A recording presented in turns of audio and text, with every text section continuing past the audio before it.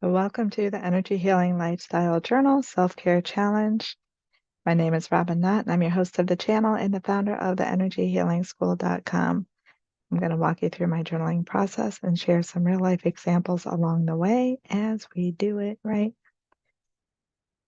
So grab your journal. I have mine. And come journal with me. So again, getting in that space to journal, just getting quiet and being willing to listen to you, right? We ask other people questions, we wait for them to answer. Same thing. We do our journals, we use our journal prompts and what other questions might come about with that. And we wait to see what comes up within us, what needs our attention. I write out self-care challenge because for us, self-care is an acronym.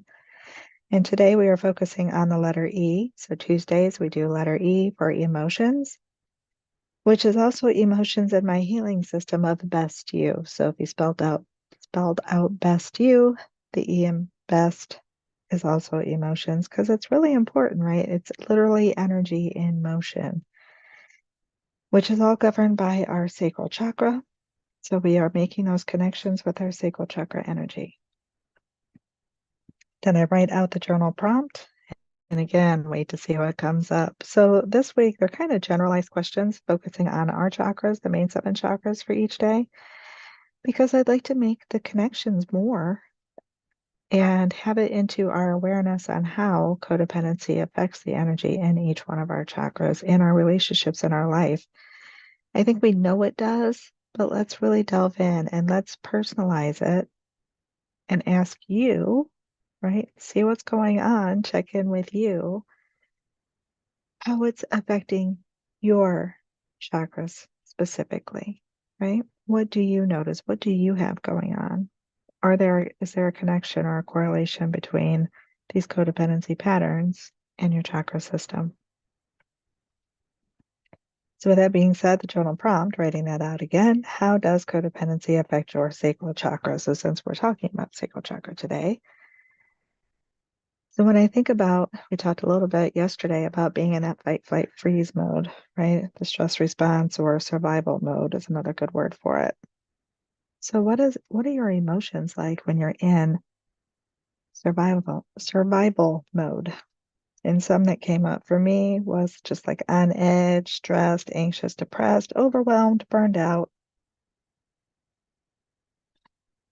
which can also create wonky energy then in the sacral chakra, right?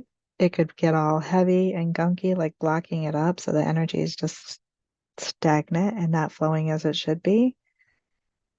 And sometimes it also gets overactive, right? When I think of anxiety, it could be actually overactive.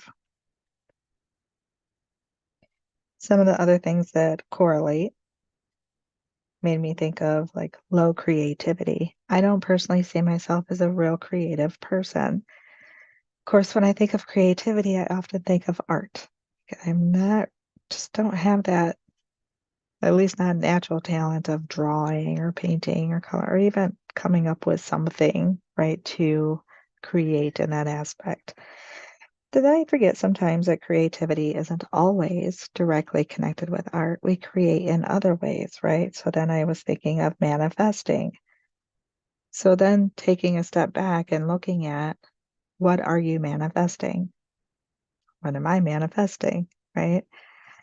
Looking at our relationships.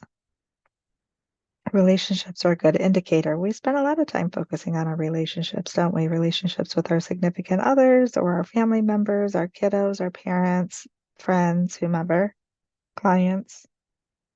What are those, excuse me, what are those relationships like? Are they reciprocal? Are they fairly mutual? And I'm not saying like we tally up and I helped you today and you helped me yesterday and I'm keeping this tally and we're keeping I don't mean it like that, right? It's conflicting within itself.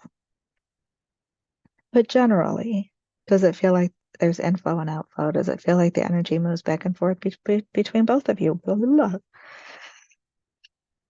Do you notice that when you're down, somebody's there to support you and lift you up? And when they're down, you're there to support them and lift them up, right? Like that's how some of that energy flows back and forth. Or again, is it conflicting? Is there frustration? Is there argument? Does it seem like you want to control? And I know we don't always think of it in that way because we hear it and we're like, no, I wouldn't do that, but we do. That we want to control or have a certain level of control over their lives and they're just not listening. Or vice versa. Do we feel like we are being controlled, right? And there's that conflict or contrast in the relationship. What are we manifesting? What about boundaries? Are they being respected? Are they not? And if not, why not? We can point fingers. I'm guilty. So no blame, shame, and guilt. Awareness, right? So only about increasing our awareness so we can make changes for our highest. So when other people don't respect our boundaries, it's really easy to point the finger and say, you're not respecting my boundary. But what am I doing to maintain that boundary, right? What choices am I making to put a stop to someone else stepping over the boundary? Excuse me, right? So sometimes we have to look back at ourselves and say, okay, wait a minute, I said it and people stepped over, or they pushed it, or they keep pushing it. Well, they do. I mean, if you think of like animal instinct, so to speak, or even think of kids, right? Little kids, how they push it. Like, I know you said not to touch it, but how close can I get? Right? Or what if it just do it real quick one time? Yeah. You guys remember that, whether yourself as a child of kind of pushing the limits or noticing another kiddo like, it's not to be nefarious. It just seems to be a human, like lower vibrational energy, human thing. But that people do that, right? People push boundaries, but it's up to us, it's up to you to hold your own. So if people are consistently pushing your boundaries or crossing your boundaries, what can you do differently? And that it's an eye opener for us to see then what is the energy like in our sacral chakra? What are my emotions like? What am I creating? What am I manifesting? Because those emotions help us manifest. If I'm consistently pushing against something, that I'm blocking the manifestation of it unless I'm super focused on the one thing. Sometimes it's self-sabotage, right? We create the very thing we say we didn't want. Again, awareness. Just ask yourself and see what comes up. What else do I have here? Let me check my journal. That was a lot of it. So then when you tie this into our sacral chakra and what the sacral chakra governs in addition to our emotions, right? So again, in addition to our emotions, the sacral chakra also governs our reproductive organs. So is there anything going on there? What about your urinary tract or bladder? Everything good? Working in good condition? Or do you notice some blocks or difficulties, infections, things going on there? Low back pain. What's going on there? You may feel some insecurities. Again, getting pulled into that blame, shame, and guilt. Have a need to control. Why do we have a need to control? Because there's something in our human that feels insecure. There's that threat, right? Excuse me. We feel a threat in some way of our overall well-being, of our safety, of our security. So then we want to control something around us so it doesn't feel so chaotic and unstable. But if we're feeling that, then the energy in the sacral chakra is also feeling wonky. Again, that low creativity might feel depression, anxiety, or have erratic emotions. Maybe they're up and down, right? Just up and down, back and forth. Quickly changing, quickly shifting. That's something about the human emotions that we talk about in my programs. If you've taken those with me when I talk about the difference between emotions and feelings, right? Feelings being that deeper feeling and the calmness and the intuition under the subtle feelings. It's more consistent versus those emotions that can change very rapidly and quickly depending on what's going on around you. Also, don't forget that each of these chakras, even though we talk about them separately, feed the other. So the energy is not just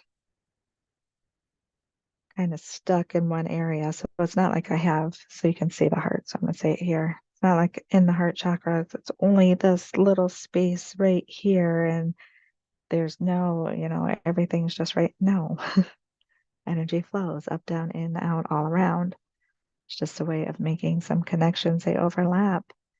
So if I'm feeling insecure or threatened in the root chakra, as we talked about yesterday, I'm going to have some emotions about that, right? So it moves into the sacral chakra as well. And we'll see tomorrow how it moves into the solar plexus chakra too. So let me know how you are doing, what came up for you, specifically for you. Again, it sounds overgeneralized, codependency in the chakras. But what do you identify with? What do you notice coming up for you? Make it personal. Check in with you. See how you're doing, how the energy is flowing within you. Okay? If you're comfortable, let me know in the comment section. If you are commenting in the chat, my apologies. I'm on Zoom and I don't have an extra thingy up so that I can see comments, but I will check in afterwards. Don't forget to like the video and subscribe to the channel. That helps me out a lot. Check the description for the links to the website and all the offers available to you. Can't wait to see you there. And I will also see you tomorrow again for solar plexus chakra. And we talk more about meeting ourself with love, right? The L in self-care, love, and self-image. So the best you is self-image. So I will see you tomorrow. Take good care of you. So much love.